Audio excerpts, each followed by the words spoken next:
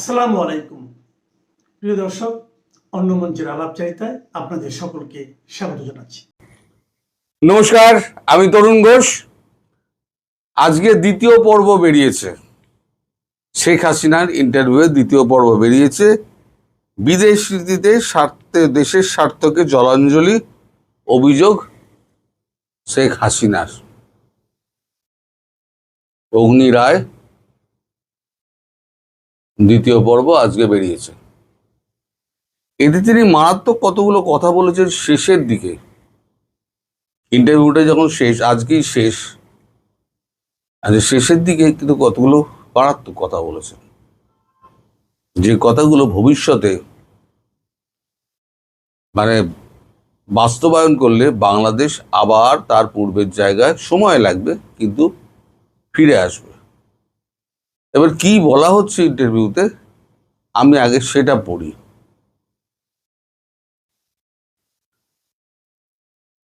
তিনি বলছেন দ্রুত মাথা উঁচু করে দেশে ফিরবেন। বলছেন বাংলাদেশের মানুষের মনে আওয়ামী লীগ বিরাজমান, কিন্তু দলের বিরুদ্ধে অভিযুক্ত পাহাড় প্রমাণ দুর্নীতির। দলে ক্ষমতার বেনজল ঢুকে সরকারের পতন ত্বরান্বিত করেছে, এমন কথা উঠে এসেছে। আজ কুর্সি থেকে সরে যাওয়ার 2 বছর পর দলের শুদ্ধিকরণ সম্পর্কে কি চিন্তা ভাবনা রয়েছে শেখ হাসিনার। একান্ত সাক্ষাৎকারে শেখ হাসিনার জবাব। আজকে বোঝা গেল যে অগ্নি এটা একান্ত সাক্ষাৎকার দিয়েছেন। একান্ত সাক্ষাৎকারে শেখ হাসিনার জবাব, পরিমার্জন বা শুদ্ধকরণ স্বাভাবিক ধারাবাহিক প্রক্রিয়া। কোনো ক্ষেত্রে সংশ্লিষ্ট ব্যক্তি বিশেষের বিরুদ্ধে অভিযোগ উঠেছে, আমরা যথাযথ গুরুত্বের সঙ্গে তা বিবেচনা করেছি। আওয়ামী লীগ অন্যায়কে প্রশ্রয় দেয় না। ক্ষমতায় থাকার সময় অন্যায়ে লিপ্ত মন্ত্রী সাংসদকে শাস্তি দেওয়া হয়েছে। প্রশ্ন করা হচ্ছে, কিন্তু এই মুহূর্তে যে আদৌ নেতৃত্বের শাসন রয়েছে দলের ওপরে, যে কঠিন সময়ের মধ্যে দিয়ে যাচ্ছে তার দল। হাসিনার বক্তব্য, নেতাকর্মীদের বলবো হতাশ হবেন না, আগুনে পড়লেই সোনা খাঁটি হয়, এটি প্রাকৃতিক শুদ্ধকরণ। আজ যারা অত্যাচার সত্ত্বেও দলের হয়ে লড়ছেন তারাই প্রকৃত আওয়ামী লীগ। যারা ব্যক্তিগত স্বার্থের জন্য দলকে ঢাল হিসেবে ব্যবহার করেছিলেন তারা ভুল বদলে ফেলেছেন বা চুপ হয়ে গিয়েছেন। প্রশ্ন, মোহাম্মদ ইউনূসের অন্তর্বর্তীকালীন সরকারের সময়ই পাকিস্তান এবং চীনের সঙ্গে ঢাকার সখ্য বাড়তে দেখা গিয়েছিল। বিএনপি সরকার আসার পরেও তা অব্যাহত। কিভাবে দেখছেন এটা মুজিব কন্যা? তার কথায়, বিদেশ নীতির মূল কথা সকলের সঙ্গে বন্ধুত্ব, কারোর সঙ্গে বৈরিত নয়। এই বন্ধুত্ব স্থাপনের মূল লক্ষ্য দেশের জনকল্যাণ এবং ভিত ও সাম্য। আমাদের সরকার বন্ধু প্রতিবেশী সব রাষ্ট্রের সঙ্গেই স্বচ্ছতার সঙ্গে স্বাভাবিক সম্পর্ক বজায় রেখেছিল, কিন্তু ইউনূসের নেতৃত্বাধীন সরকার এবং বর্তমান বিএনপি সরকার উভয় ক্ষেত্রেই দেশের স্বার্থকে জলাঞ্জলি দেওয়া হচ্ছে। এ ব্যাপারে বিশদ বলার সময় এখনো আসেনি। জঙ্গিবাদ প্রসারের আশঙ্কা নিয়েও হাসিনার অভিযোগের আঙুল তুলেছেন বর্তমান সরকারের দিকে। তার অভিযোগ, 2001 থেকে 2006 সাল পর্যন্ত বিএনপি জামায়াত জোট সরকারের সময় বাংলাদেশের জঙ্গিদের অভয়ারণ্যে পরিণত হয়েছিল। দেশের 63টি জেলায় একযোগে বোমা হামলা, আমার উপরে গ্রেনেড হামলা, রাষ্ট্রীয় পৃষ্ঠপোষকতায় 10টা অস্ত্র আমদানি, বিভিন্ন সাংস্কৃতিক এবং ধর্মীয় প্রতিষ্ঠানে হামলা, বিচারকদের হত্যার মতো ঘটনা ঘটে। আমরা এসেছিলাম সন্ত্রাসবাদ প্রশ্নে শূন্য সহনশীলতার নীতি নিয়ে, আইনের আধুনিকীকরণ, জঙ্গিবাদ নির্মূলে বিশেষ সেল, যথাযথ নজরদারির মাধ্যমে পরিস্থিতি নিয়ন্ত্রণে আসে। কিন্তু আবার সে অন্ধকার দিন এসেছে। সন্ত্রাসবাদে দণ্ডপ্রাপ্ত অনেকেই সাধারণ নির্বাচনের মাধ্যমে সাংসদ হয়েছেন। সন্ত্রাস দমনে বড় ভূমিকা নেওয়া আইন শৃঙ্খলা বাহিনী এবং গোয়েন্দা সংস্থার অনেককেই চাকরি কেড়ে নেওয়া হয়েছে। সন্ত্রাসে যুক্ত ব্যক্তিরা মুক্তি পেয়ে প্রকাশ্যে কাজকর্ম শুরু করেছেন। দেশের অর্থনীতি, এখানে তিনি হয়তো বাবরের উল্লেখ করছেন। দেশের অর্থনীতি নিয়েও সরব হাসিনা। তার অভিযোগ, সুনির্দিষ্ট পরিকল্পনার মাধ্যমে ইউনূসের নেতৃত্বাধীন অন্তর্বর্তীকালীন সরকার বাংলাদেশের অর্থনীতি ধ্বংস করেছে। সন্ত্রাসের মাধ্যমে বড় বড় শিল্প প্রতিষ্ঠান বন্ধ করে দেওয়া হয়েছে। মাত্র ১.৫ বছরে তারা বিদেশি ও দেশি উৎস থেকে ঋণ করেছে ৩,৭৩,০০০ কোটি টাকা। তারেক রহমানের সরকারের ৩ মাসের ঋণের পরিমাণ ১,০০,০০০ কোটি টাকা। বিদ্যুৎ, তেল, গ্যাস, সেচের পানি, সার নেই, কর্মসংস্থান কমায়, মানুষের আয় কমেছে, পণ্যের দাম বেড়েছে। ২০০৬ সালে বিএনপি নেতৃত্বাধীন ৪ দলের জোট সরকারের শেষ বাজেট ছিল ৭০,০০০ কোটি টাকা। আমাদের শেষ বাজেট ২০২৪-২৫-এর আকার ছিল ৭,৯৭,০০০ কোটি টাকা। তার দাবি, এই পরিসংখ্যানই প্রমাণ করছে দেশের অর্থনীতিতে আওয়ামী লীগ সরকার কতটা সুদৃঢ় হতে পেরেছিল। তা প্রশ্ন করা হচ্ছে যে আপনি দেশে ফিরে, এই যে আপনার বক্তব্য শুনে বোঝা যাচ্ছে আপনার দেশ এখন একটা ভঙ্গুর অবস্থার মধ্যে দিয়ে চলছে। এই অবস্থায় আপনি দেশকে আবার ঘুরে দাঁড় করাবেন কি করে? হাসিনার জবাব, সঠিক পরিকল্পনা বা বাস্তবায়ন এবং তার যথাযথ প্রয়োগ, এছাড়া আইন শৃঙ্খলার শাসন এবং অপরাধীদের প্রকৃতভাবে বিচার। যারা শয়ে শয়ে পুলিশ মেরেছে, হাজারে হাজারে পুলিশ মেরেছে, শয়ে শয়ে হাজারে হাজারে পুলিশ মেরেছে, নিরপরাধ ব্যক্তিদের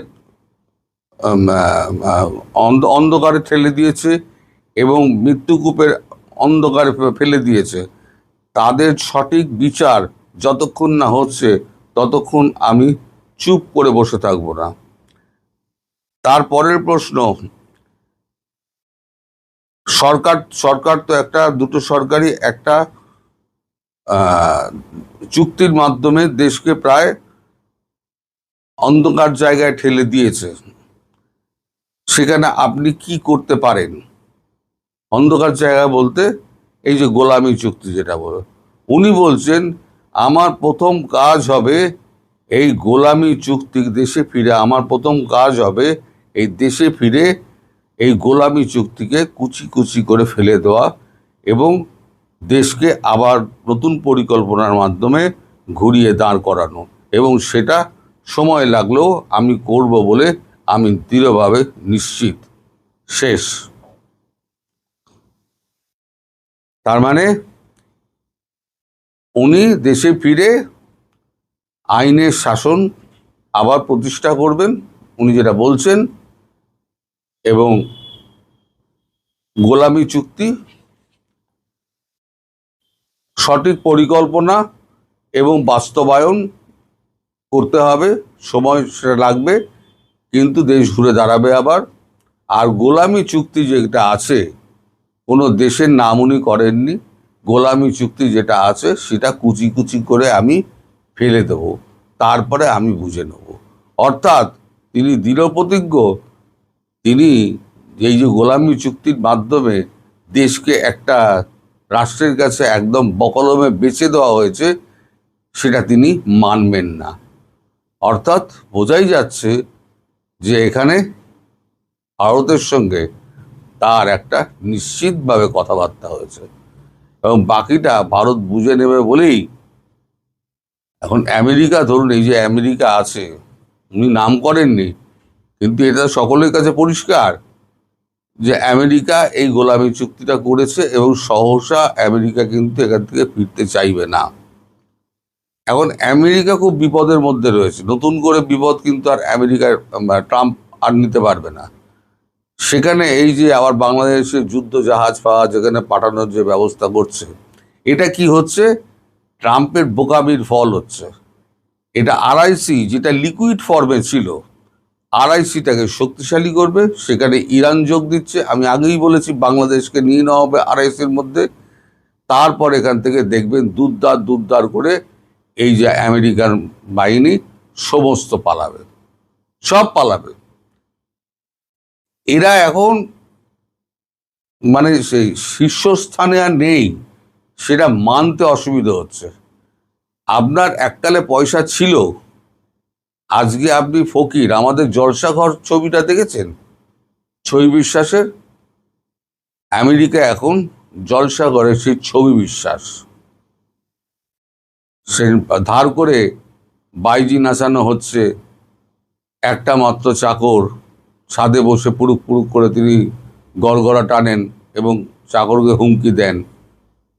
তিনি একটা ওই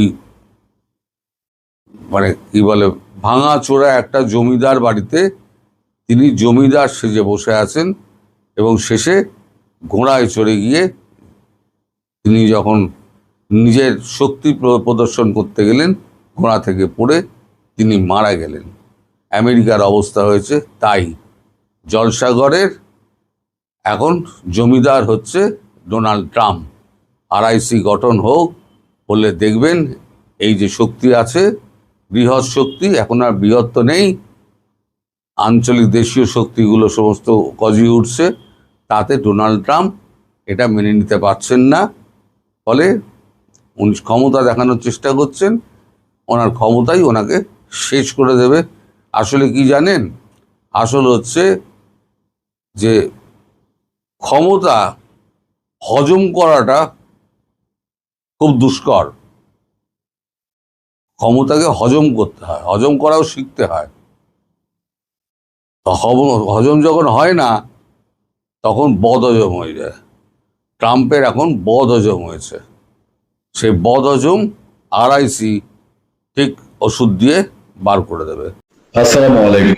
আওয়ামী লীগ ব্যাক করার খবর, মানে আমরা তো সবাই বলি, যারা ধরেন আমরা সোশ্যাল মিডিয়া কন্টেন্ট করি, নিজেদেরকে কেউ রাজনৈতিক বিশ্লেষক বলেন, অনেকে বলেন যে আমরা যারা সাংবাদিকতা করেছি, আমি নিজেকে রাজনৈতিক বিশ্লেষক দাবি করি না, আমি একজন সাংবাদিকই মনে করি।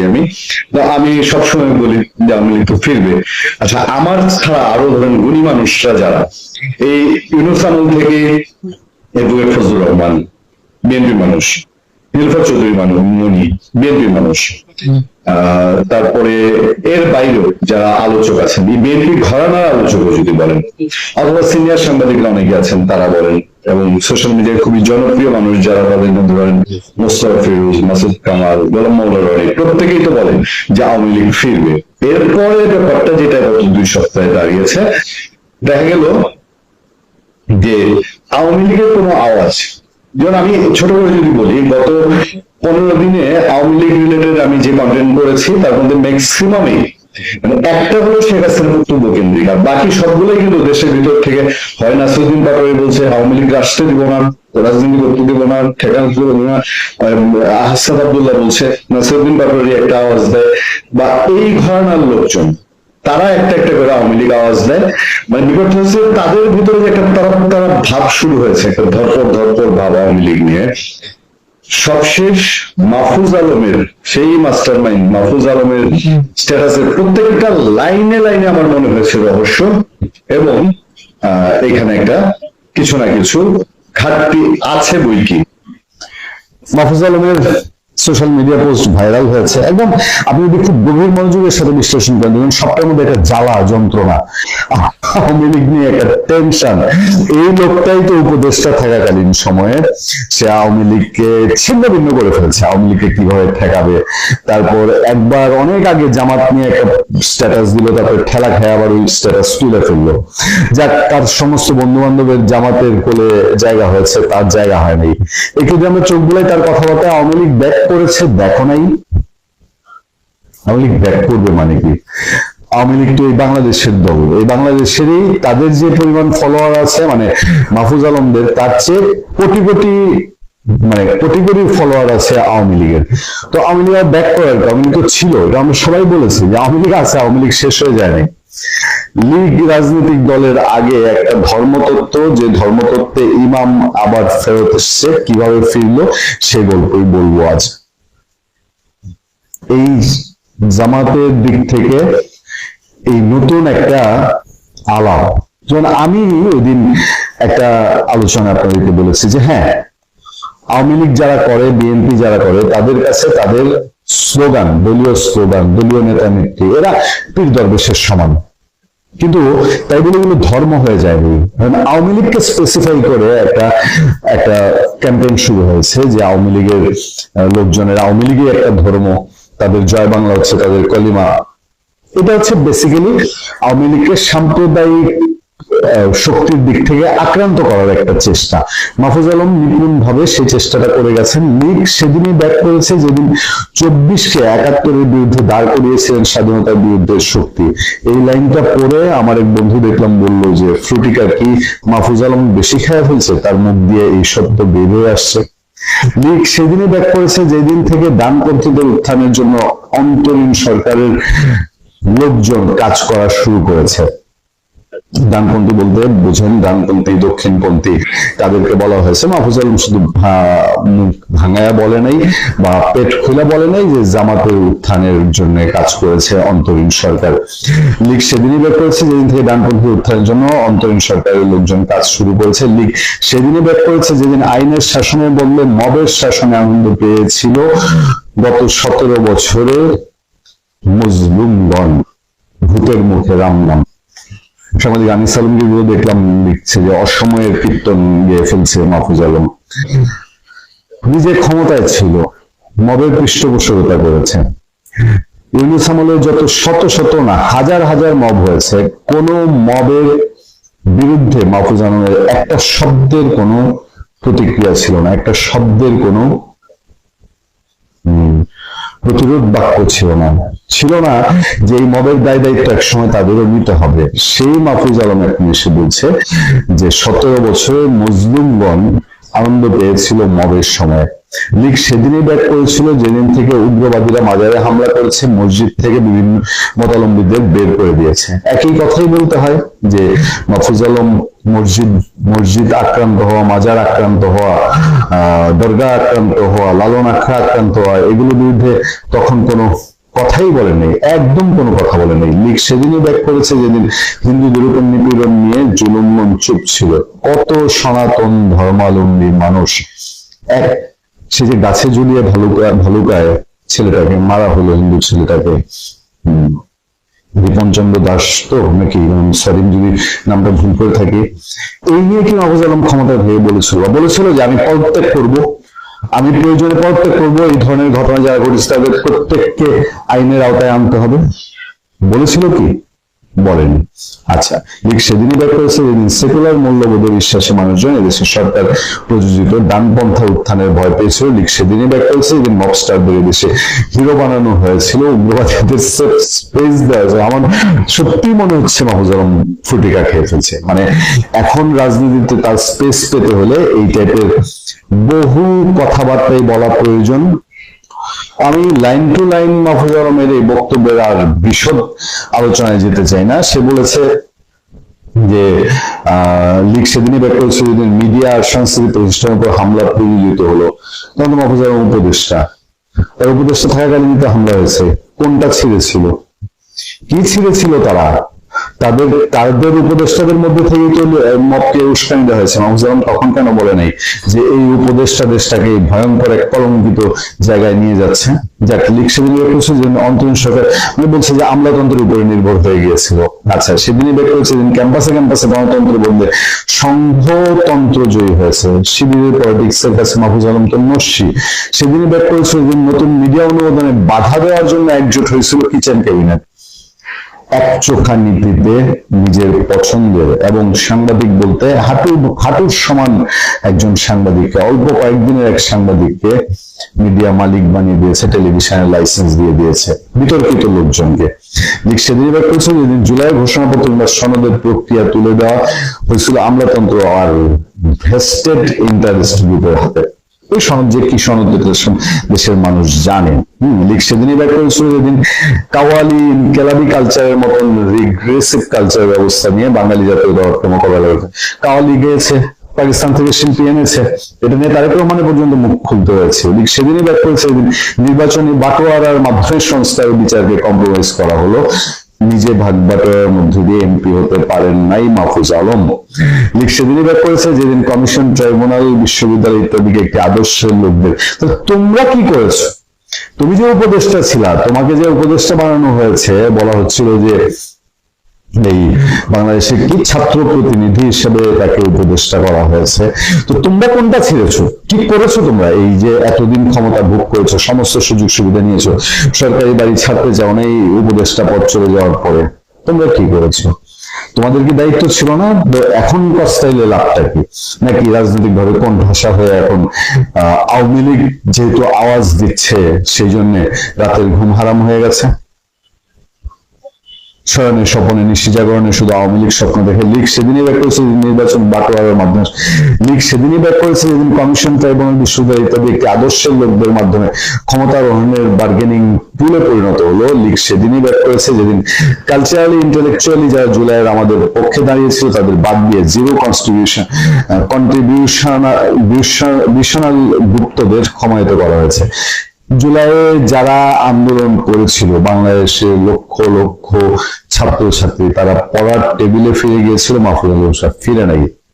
টু বি কন্টিনিউড, পুনশ্চ মূল কথাই বলা হয়নি, লীগ ফেরত আসবে, কারণ সব দোষ মাহফুজ আলমদের প্রচারে নিখিল বাংলাদেশ চিরকাল মজলুম ডানপন্থী বলয়, অন্তরীণ কিচেনের দালাল সুবিধাভোগী গুপ্ত বলয় এবং this and those bot forces syndicate.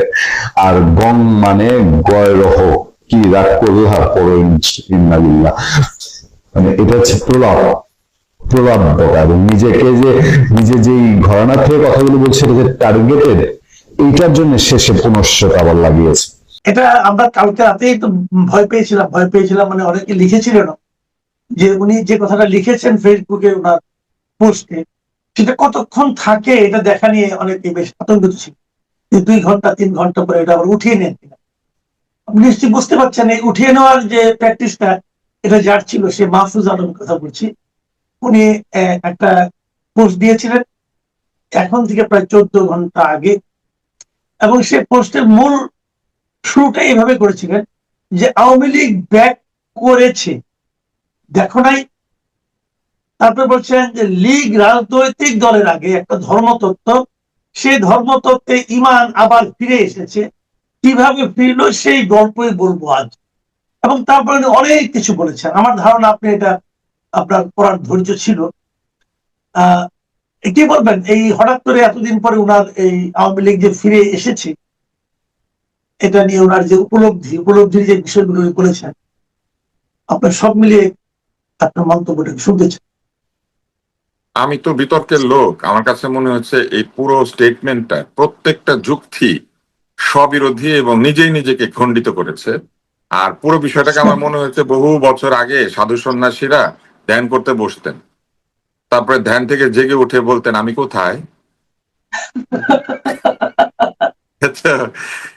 Mahfuz অত্যন্ত বুদ্ধিমান এবং জ্ঞানী ব্যক্তি, সে অনেক পড়াশোনা করে বলে আমি শুনেছি।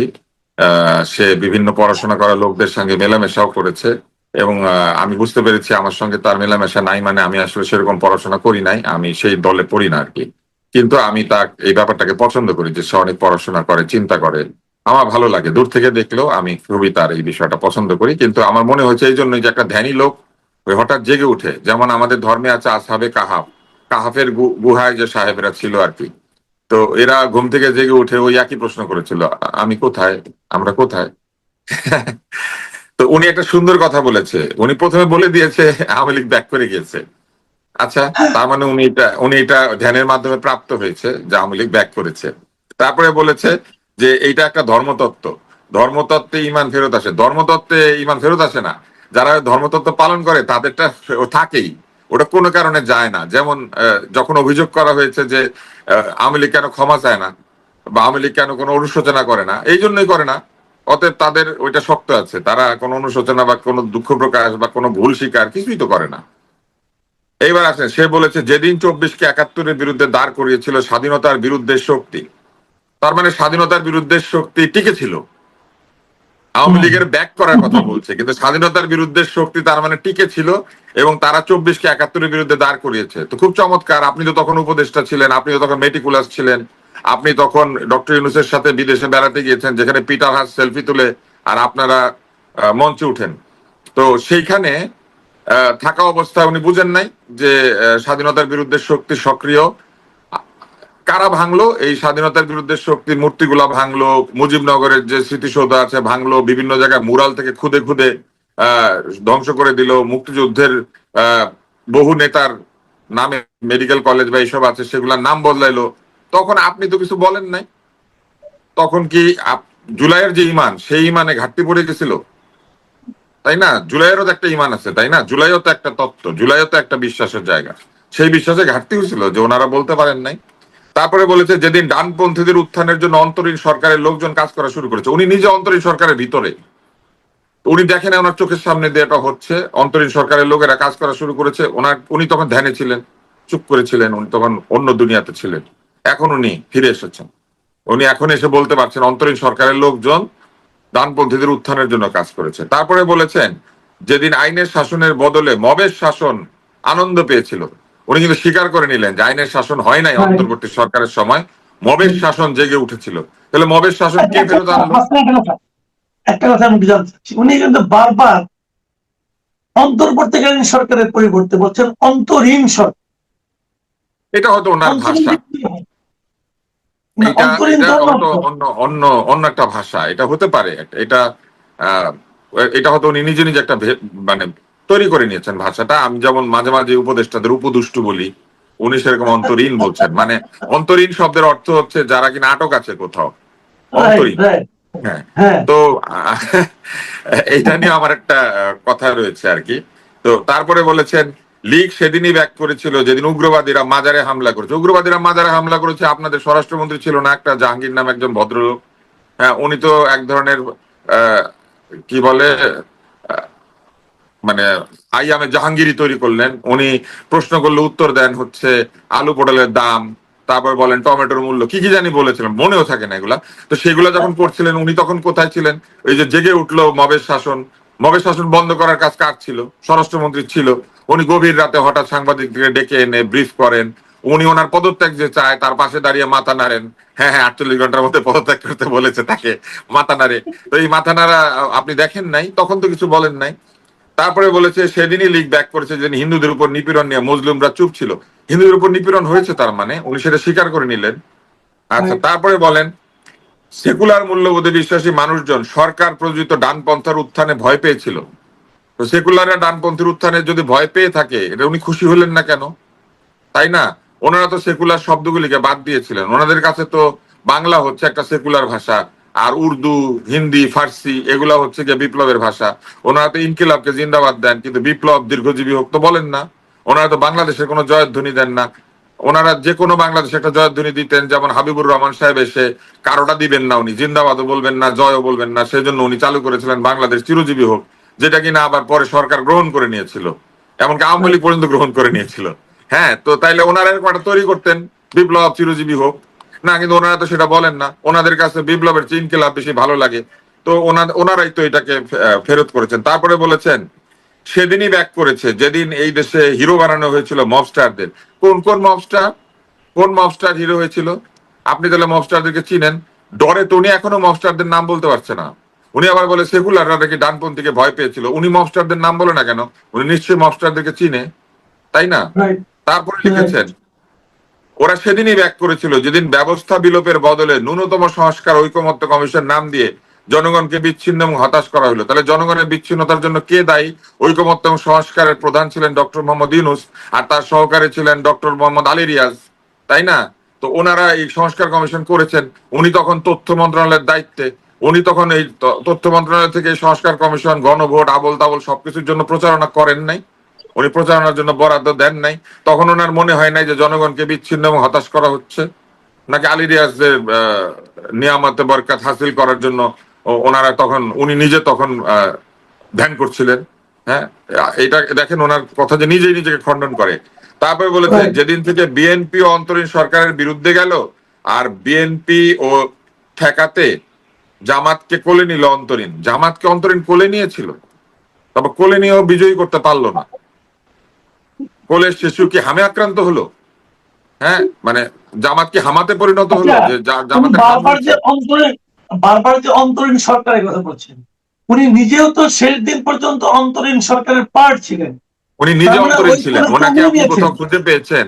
আমাদের এই ছোট ভাইকে আপনি কোথাও খুঁজে পেয়েছেন? উনি নিজে অন্তরীণ ছিলেন, উনি কি করেন, কি কাজ করেন? উনি চলে যাওয়ার পরে জানলাম উনি নাকি 2টা টিভির লাইসেন্স দিয়েছে। সেই টিভির লাইসেন্স যাদের নামে, তাদেরকে নিয়ে আলাপ করবো এখন? সেটা করলে উনি লজ্জা পাবে। যাই হোক, না তারপরে না না, যাই। উনি কিন্তু টিভি লাইসেন্স তো উল্লেখ করেছেন, সেটা নিয়ে ওটা নিয়ে কোনো দিতে দেওয়া হয় নাই, এই জন্য উনি দুঃখিত হচ্ছেন। আচ্ছা, এটা এইবার আসিফ আসেন, এইবার জি। আসেন। তারপরে বলছে যেদিন ছাত্ররা বিপ্লবী সংগঠনের রূপ না দিয়ে লুম্পেন চরিত্রের ক্লাব আর মবের রূপ নিয়েছিল, যে ছাত্ররা ওনার সাথে আন্দোলন করলো তারা লুম্পেন হয়ে গিয়ে ক্লাব আর মবের রূপ নিয়ে নিল। মবস্টারদের কথা বলেছেন, মবের শাসনের কথা বলেছেন, আবার বলেছেন ছাত্ররা মব হয়েছে। আপনি চিন্তা করেন। হ্যাঁ, তারপরে বলেছেন, তার মানে উনি কি বললেন? ছাত্ররা মব, তাদের মধ্যে থেকে কেউ মবস্টার, তাদের মধ্যে থেকে কেউ আবার মবের শাসন কায়েম করেছে। এই কথাটা কিন্তু উনি নিজে বলতেছেন, আপনি সিরিয়ালে হ্যাঁ বলে গেছে, তাই না? তো হ্যাঁ এগুলা নিজেই হ্যাঁ। নিজেকে খণ্ডন করা। হুম। হ্যাঁ, তারপরে বলেছে যেদিন মিডিয়া সাংস্কৃতিক প্রতিষ্ঠানের উপর হামলা প্রযোজিত হলো, তার মানে উনি জানেন প্রযোজককে, পরিচালককে, এবং হ্যাঁ। এই হামলা নাকি প্রযোজিত হয়েছিল। একদিকে বলছেন ডানপন্থীদের উত্থান হয়েছে, আবার বলছেন ডানপন্থীদের কেউ প্রযোজনা করে, তাই না?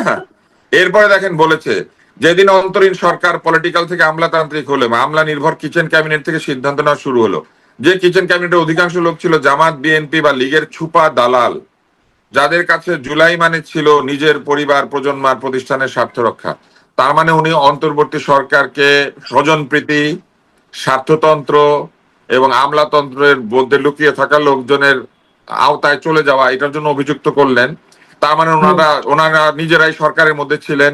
উনি কি আলাদা করে বলতে পারবেন? মনে করেন আপনার হাতকে বলতে পারে যে আমি পায়ের সাথে সাথে যাই না, কারণ আমি হাত নড়ি নাই, আমি হাত আহ, গুটিয়ে রেখেছিলাম। এটা সে বলতে পারবে যে আমি পায়ের সাথে সাথে যাই নাই? উনি যে হাত গুটিয়ে এবং বসেছিলেন। দেখেন, এখানে উনি বললো যে নিজের পরিবার, প্রজন্ম, প্রতিষ্ঠানের স্বার্থ রক্ষা। তো হ্যাঁ, নিজের প্রজন্মটা পরিবারের আপনি স্বার্থ দেখতেই রক্ষা, পেয়েছেন। এবং সেই পরিবার হিসেবে কিন্তু ওনার ভাইয়ের নামও আসছে। হ্যাঁ, কার ভাইয়ের নাম আসে নাই, কার আব্বার নাম আসে নাই, কার ছেলের নাম আসে নাই, কার ভাতিজার নাম আসে নাই, কার স্বামীর নাম আসে নাই? আপনি আমাকে বলেন। এটা যদি আপনি বলেন তাহলে একমাত্র আসিফ নজরুলকে আমি ছেড়ে দিব, কারণ ওনার স্ত্রীর নাম, স্বামীর নাম, শ্বশুরের নাম কিচ্ছু আসে নাই। এসেছে ওনার 2টা ছাগলের নাম, যেই ছাগল খেয়ে ফেলেছে, এবং ওনার শাশুড়িকে উনি গ্রেপ্তার করেছিলেন। এবং কালো ছাগল খেয়ে নাকি লাল ছাগল ফেরত দিয়েছে, এবং সেই ছাগল খাওয়ার জন্য নাকি মন্ত্রী পরিষদের যে বাসা, সেই বাসা ব্যবহৃত হয়েছে। এরপরে বলেছেন আহ সেদিনই ব্যাক করেছিল যেদিন ক্যাম্পাসে ক্যাম্পাসে গণতন্ত্রের বদলে সংঘতন্ত্র জয়ী হলো। তার মানে আপনি দেখেন এই যে ডাকসু নির্বাচন বা অন্যান্য নির্বাচন, সেখানে উনি অভিযোগ করেছেন যে ওখানে গণতন্ত্র বিজয়ী হয় না, ওখানে সংঘতন্ত্র বিজয়ী হলো। সবচেয়ে বেশি দুঃখ পাবে সাদিক কায়েম, সবচেয়ে বেশি দুঃখ পাবে ওই যে একটা ছেলে কি কি বলে, সকালবেলা মাইশ শুরু করবে, রাত্রেবেলা মাইশ শেষ হবে। ওরা খুব দুঃখ পাবে না? কারণ ওরা তো, তারপর ওই যে একটা ছেলে সর্বমিত্র, যে কিনা সর্বশত্রুর মতো হাতে লাঠি নিয়ে ঘুরে, তাই না? ওরা দুঃখ পাবে না? কারণ উনি বলছেন যে গণতন্ত্রের বদলে নাকি সংঘতন্ত্র জয়ী হয়েছে। সবাই ভোট দিয়েছে, তাহলে উনি বলুক যে গণতন্ত্র আসে নাই এই ক্যাম্পাসগুলিতে। তারপর উনি বলছে যেদিন নতুন মিডিয়া অনুমোদনে বাধা দেওয়ার জন্য একজোট হয়েছিল কিচেন ক্যাবিনেট, নতুন মিডিয়া অনুমোদন দিলে কি জুলাই সফল হয়ে যাইতো? নতুন মিডিয়া কাদেরকে দিয়েছে আমরা দেখি নাই, উনি যে লাইসেন্স গুলি দিয়েছে কাদেরকে দিয়েছে আমরা দেখি নাই। সারা জীবন আওয়ামী লীগের সাথে ব্যবসা করার লোককে দেয় নাই। আমি নাম দিয়ে দিয়ে বলতে পারি, আমি এটা বলবো না। আমি যাদেরকে দিয়েছে তারা পাক, তারা করুক, তারা করলে আমরা খেটে খাই, আমরা হয়তো ওখানে গিয়ে আমি আর আপনি টক শোতে দাওয়াত পাবো। হ্যাঁ, এছাড়া আমাদের আর কি বলার আছে? আমাদেরকে কোনোদিন দিবে? আমাদেরকে লাইসেন্স দিবে? আমাদেরকে পারমিট দিবে? আমাদেরকে টিভি চ্যানেলের নিচে একটা মুদির দোকান খুলতে দিবে? এগুলো বললে হবে? তারপরে আসেন, লীগ সেদিনই ব্যাক করেছিল যেদিন জুলাই ঘোষণাপত্র বা সনদের প্রক্রিয়া তুলে দেওয়া হয়েছিল আমলাতন্ত্র আর ভেস্টেড ইন্টারেস্ট গ্রুপের হাতে। কে তুলে দিয়েছে? ডক্টর মোহাম্মদ ইউনূস তুলে দিয়েছে। তাইলে তো উনি কি সেটার দায় অস্বীকার করতে পারবেন? উনি সেখানে ছিলেন না। এই সনদ আমলাতন্ত্রের হাতে তুলে দেওয়া হচ্ছে এরকম কথা যখন উনি বলছেন, উনি সেখানে ছিলেন না। তারপরে ছিল যেদিন বাম শাহবাগী পিটাইলে আনন্দ পেয়েছিল মজলুমগণ, উনি এটা কি বললেন? তার মানে উনি বলতে চান যে শাহবাগী নাম দিয়ে যাদেরকে প্রহার করা হয়েছে, বাম বলে যাদেরকে প্রহার করা হয়েছে, মেঘমল্লারকে পিটান দেওয়া হয়েছে, এগুলা করা ঠিক হয় নাই। তাহলে তখন বলেন নাই কেন? তখন উনি কেন দেখতে যান নাই তাদেরকে হাসপাতালে? তখন ওনার মনে দয়া জাগে নাই কেন? ছাগল খেতে ব্যস্ত ছিলেন। এবার আসেন, বলেছে যেদিন এদেশে কাওয়ালি ইনকিলাবি কালচারের মতো রিপ্রেসিভ কালচার ব্যবস্থা দিয়ে বাঙালি জাতীয়তাবাদ মোকাবেলায় মহারম্ভ হয়েছিল বাঙালি জাতীয়তাবাদের পক্ষেও নি এবং তাই তো মনে কাওয়ালির। হচ্ছে, তাই তো মনে হচ্ছে। এবং না না, কিন্তু ইনক্লাবিক আপনি আমাকে এই কালচারে জিনিসটা বলেন, উনি ওনারা তো কিন্তু জুলাইয়ের ইনক্লাবিক ভিতরে পরিষ্কার কালচারের বিরোধিতা করেছেন। সমালোচনা করলেন। লক্ষ্য করেন তুষার ভাই, উনি কিন্তু ইনক্লাবিক কালচারের সমালোচনা করলেন। আবার ইনকলাব মঞ্চ কিন্তু একটা ছিল, তারা কিন্তু আরেক হুজুগপুর ছিল। আসলে ভার্চুয়ালি উনি ইনকলাব মঞ্চেরও সমালোচনা করলেন। তো এটা কি সবিরুদ্ধ, তখন তো অন্য ভূমিকায় ছিল। আর উনি এই দেশে কাওয়ালি ইনকিলাবি কালচারকে রিপ্রেসিভ কালচার বললেন। খুব ভালো কথা উনি বলেছেন, আমি এটা নিয়ে কোনো তর্ক করবো না। আমি তো ওনার সব কথা ঠিক বলে মেনে নিচ্ছি, কিন্তু উনি বললেন এটা দিয়ে বাঙালি জাতীয়তাবাদ মোকাবিলা করতে হচ্ছে। কাওয়ালি কেন বাঙালি জাতীয়তাবাদের শত্রু হবে? আর যদি হয়েই থাকে তাহলে সেই কাওয়ালি গেয়ে গেয়ে কেন মানুষজন বিয়ে শাদী পর্যন্ত করবে, তাই না? এটা অদ্ভুত কথা না? আর উনি ছিলেন তথ্যমন্ত্রী, উনি তখন সেগুলা বন্ধ করেন নাই কেন? অন্তত উনি বলেন নাই কেন যেগুলা করা যাবে না? উনি ছিলেন তথ্যমন্ত্রী, সংস্কৃতি মন্ত্রণালয় থেকে নাসিরউদ্দিন হোজ্জাকে গাধার পিঠে চড়ায়, তা আবার গাধার পাছাটা সামনের দিকে, তাই না? আর নাসিরউদ্দিন হোজ্জা উল্টা করে গাধার পিঠে যাচ্ছেন। হ্যাঁ, নাসিরউদ্দিন হোজ্জার হচ্ছে মুখটা সামনের দিকে আর গাধার পাছাটা। তো গাধার পাছা আর হোজ্জার মুখ দিয়ে যখন মিছিল করা হইলো, তারপরে দস্যু কেহেরমান, আলিফ লায়লা এগুলা দিয়ে যখন মূর্তি বানানো হলো, তখন উনি বলেন নাই কেন যে এটা বৈশাখের শোভাযাত্রার সাথে যায় না? ওনার তখন মনে হয় না এটা? তারপরে বলেছে যেদিন নির্বাচনী বাটোয়ারার মাধ্যমে সংস্কার ও বিচারকে কম্প্রোমাইজ করা হলো এবং বিএনপি জামাতের বার্গেনিং টুল বানানো হলো, নির্বাচনী বিষয়টা বাটোয়ারা হয়ে গিয়েছিল, তাহলে গণভোট করতে গেলেন কেন? তাহলে গণভোটও তো বাটোয়ারা হয়ে গিয়েছিল। একটা ভোট বাটোয়ারা হয়, আরেকটা ভোট বাটোয়ারা হয় না? আর এই বাটোয়ারার বাটখারা কে বানিয়ে দিয়েছিল? বাটোয়ারার বাটখারা তো ওনারাই বানিয়ে দিয়েছিলেন। ওনারা ওখানে উপদেষ্টা হয়ে গিয়েছিলেন, উনি, আহমদ এবং নাহিদ, ওনারা তো তিনটা সেই বাটখারা, যে বাটখারা দিয়ে ব্যালেন্স করা হয়েছিল মানে এই মন্ত্রিসভাকে, তাই না? ওনারা ছিলেন বিপ্লব আন্দোলন গণ অভ্যুত্থানের পক্ষে, আর বাকিরা তাহলে আমি ধরে নিচ্ছি ছিল অন্তরীণ সরকার এবং কি কি যেন কিচেন ক্যাবিনেট। তাইলে ওনারা কেন অন্যের কিচেনের মধ্যে ঢুকে পড়লেন? ওনারা কেন বাটখারা হইলেন ওজন করার? কিচেন ক্যাবিনেট যদি বলেন, কিচেন একটা ওজন করার যন্ত্র থাকে, ওইটাকে বলে কিচেন স্কেল।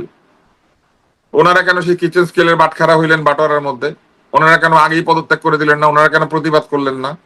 তারপরে আসেন, বলেছে যেদিন কমিশন, ট্রাইব্যুনাল, বিশ্ববিদ্যালয় ইত্যাদিকে একটি আদর্শের লোকদের মাধ্যমে ক্ষমতারোহণের বার্গেনিং টুলে পরিণত করা হলো। তার মানে যত কমিশন হয়েছে, যত ট্রাইব্যুনাল হয়েছে, বিশ্ববিদ্যালয়ের ভিসি নিয়োগ হয়েছে, এগুলিকে সব একটি আদর্শের লোক নিয়োগ দেওয়া হয়েছে। তা আপনারা তখন কেন দেখলেন না একটি আদর্শের লোক সেখানে ঢুকে পড়ছে? আপনারা কিচ্ছু বললেন না কেন?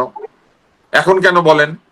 এবং এরপরে বলেছেন কালচারালি ইন্টেলেকচুয়ালি যারা জুলাইয়ে তাদের পক্ষে দাঁড়িয়েছিল তাদের বাদ দিয়ে জিরো কন্ট্রিবিউশন গুপ্তদের ক্ষমতায়িত করা হলো। জিরো কন্ট্রিবিউশন গুপ্তদের যে ক্ষমতায়িত করা হচ্ছে সেটাও তিনি তখন সেখানে দেখেন নাই। যারা পক্ষে দাঁড়িয়েছিল তাদেরকে তারা গালিগালাজ করেছেন, জুতাপিটা করেছেন, টিএসসির মধ্যে ছবি লাগিয়ে তাদের নিজেদের পক্ষের লোকদেরকে, যারা আন্দোলনের রক্তক্ষয়ের বিরুদ্ধে, ছাত্রদের রক্তপাতের বিরুদ্ধে রাস্তায় দাঁড়িয়ে বক্তৃতা দিয়েছে, তাদেরকে তারা জুতাপিটা করেছেন। তখন উনি কোথায় ছিলেন? উনি নিন্দা করেন নাই কেন? এখন দেখেন এখানে উনি যতগুলা পয়েন্ট বলেছেন, আমি এবং আপনি এবং আরো টকশোতে যারা আসেন এরকম অনেক লোক, তারা কিন্তু ওই সময় এটার প্রতিবাদ করেছি, ওই সময়ই বলেছি এই কথাগুলা, এই প্রত্যেকটা পয়েন্টে আমরা বলেছি। তখন কেন উনি শুনতে পান নাই?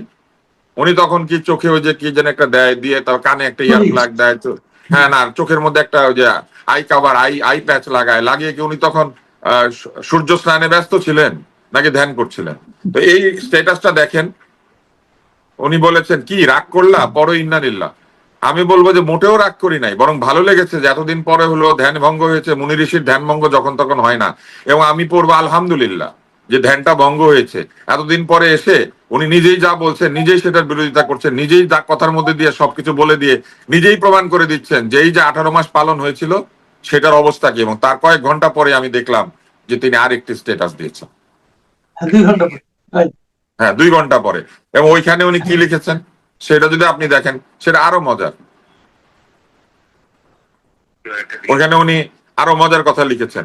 উনি সেখানে লিখেছেন যে যারা নাকি জুলাইয়ের সমালোচনা, এই সরকারের সমালোচনা করে, তারা নাকি অপকর্ম ভুলিয়ে দেওয়ার চেষ্টা করছে হাসিনার। মোটেও না, এই অপকর্মগুলো তো হয়েছে।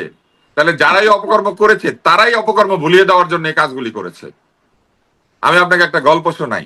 এক ভদ্রলোক মারা যাচ্ছেন, মৃত্যুর সময় উনি আর কি একটা দল করেন আর কি, সেই দলটা হচ্ছে একেবারে পুঁজিবাদী দল। তো উনি সন্তানদেরকে ডেকে বলতেছেন তুমি কমিউনিস্টদের কাউকে ডেকে নিয়ে আসো। তো সব বলছে আপনি কি বলেন, মরার সময় কমিউনিস্টের চেহারা দেখবেন? তখন বলেন আমি বলতেছি আমার কথা শোনো, খবরদার আমার কথা যদি না শুনো তোমাদেরকে আমি সম্পদ বঞ্চিত করবো, আমি তোমাদেরকে শেষ করে দিব। তখন ছেলে মেয়েরা কমিউনিস্ট ডাকে নিয়ে আসছে, তো সেই লোক বলে আমি এখন কমিউনিস্ট পার্টিতে যোগ দিব। তো কমিউনিস্ট পার্টিতে যোগ দিয়েছে, যোগ দেওয়ার পরে ওই লোক মারা যাচ্ছে, একদম মরে যাবে। বলছে আপনি এটা কি করলেন, আপনি কমিউনিস্ট পার্টিতে যোগ দিয়ে মারা যাচ্ছেন? বলে মরার সময় অন্তত একটা কমিউনিস্ট মরতেছে, আমি একটা কমিউনিস্টে মারতেছি, আমি কমিউনিস্ট মরে কোন আমার দলের কেউ মরতেছে না, কমিউনিস্ট মরতেছে। তো ওনাদের অবস্থা যে এরকম হয়েছে, ওনারা নিজেরাই এমন অবস্থা করেছেন যে ওনারাই ওই আওয়ামী লীগের দুঃশাসনকে ভুলিয়ে দেওয়ার চেষ্টা করেছেন নিজেদের দুঃশাসনের ভিতর দিয়ে। তারপরে কি করেছেন, আরেকটা গল্প শোনাই। এক লোক মারা যাচ্ছে, মারা যাওয়ার সময় ছেলেকে বলেছে বাবা জীবন অনেক অত্যাচার করেছে, এত ভয়াবহ অত্যাচার করেছি যে আমি আমার নাম মানে লোকে গালি দেয়, তো তুমি এমন কিছু কইরো আমার কে যেন আর লোকে গালি না দেয়, আমাকে যেন লোকে আর এরকম না বলে, আমার খুব কষ্ট হচ্ছে। মরার সময় আমি দেখতেছি চতুর্দিকে লোকজন বলতেছে আমার নামে খারাপ কথা বলতেছে, লোকে বলতেছে মরুক, এরকম এরকম, তো তুমি কিছু করো বাবা। তারপর লোকটা মারা গেছে, ছেলেটা বাবার মৃতদেহ রেখে বের হয়ে পাশের বাড়ি ঘরে আগুন দিয়ে দিচ্ছে, বলছে আবার বাড়ির পাশে কেউ থাকতে পারবে না। বাজারে গিয়ে লুটপাট করেছে, তারপরে গায়ে যত শক্তি আছে সেগুলা দিয়ে যাকে যেখানে পেরেছে সর্বমিত্রের মতো নেমেছে লাঠি নিয়ে। তারপরে যেখানে যা পারে, ওর বাবা যাদেরকে ধার দিয়েছিল তাদের ধারের টাকা শোধ না নিয়ে জমি জমা দখল করেছে, এমন অবস্থা করেছে। তখন বাজারে গিয়ে শোনে লোকজন বলতেছে যে আরে বাপটাই তো ভালো ছিল, বাপটা তো খুব ভালো ছিল, বাপটা দারুণ ছিল, আমাদের জমি জমা দখল করে নাই, কর্জ দিয়া সুদ খাইতো কিন্তু জমি জমা তো দখল করে নাই, পাশের বাড়িতে তো থাকতে দিছে, ময়লা ফেলতো একটু কিন্তু আগুন তো দেয় নাই। তো এই যে কাণ্ডটা ঘটিয়েছে অন্তরীণ সরকার, এই অন্তরীণ সরকারই তো এই কাজটা করেছে। এখন লোকে এগুলো বলতে শুরু করেছে ওনারা করেছে এই কাজটা, ওনারা এত অপশাসন এবং অন্যায় করেছে, ওনারাই আসলে এই কাণ্ডটা ঘটিয়েছে। উনি এটা কি বলে, ও এখন নাকি তাদেরকে সমালোচনা করা যাবে না। অদ্ভুত সবিরোধিতা দেখেন, সে নিজে একটা স্ট্যাটাস দিয়ে বলেছে সেদিনই ফিরেছে, সেদিনই ফিরেছে। তাহলে সেদিনই যদি ফিরে থাকে কে ফেরত আনলো? আর সেদিন আপনি তো ওখানেই ছিলেন, সেদিন শুধু উনি ওখানেই ছিলেন না, আমি এবার এটার সাথে একটা যুক্ত করি। এই যে লিগ সেদিনই ফিরে এসেছিল যেদিন আমেরিকাতে মঞ্চে ডক্টর ইউনূস দাঁড়ালেন, সঙ্গে তরুণ বিপ্লবীরা দাঁড়ালেন এবং সেখানে একজন আওয়ামী লীগ উঠে পড়লো এবং প্রেস সচিব এবং ডক্টর ইউনূসের বিভিন্ন জায়গা থেকে বক্তব্য দিতে হইলো যে তাকে তারা চিনতেন না, সে জানি কেমন করে উঠে পড়েছে। সেদিনই কিন্তু ফিরেছে এবং সেটার তো ভিডিও প্রমাণ আছে, তাই না?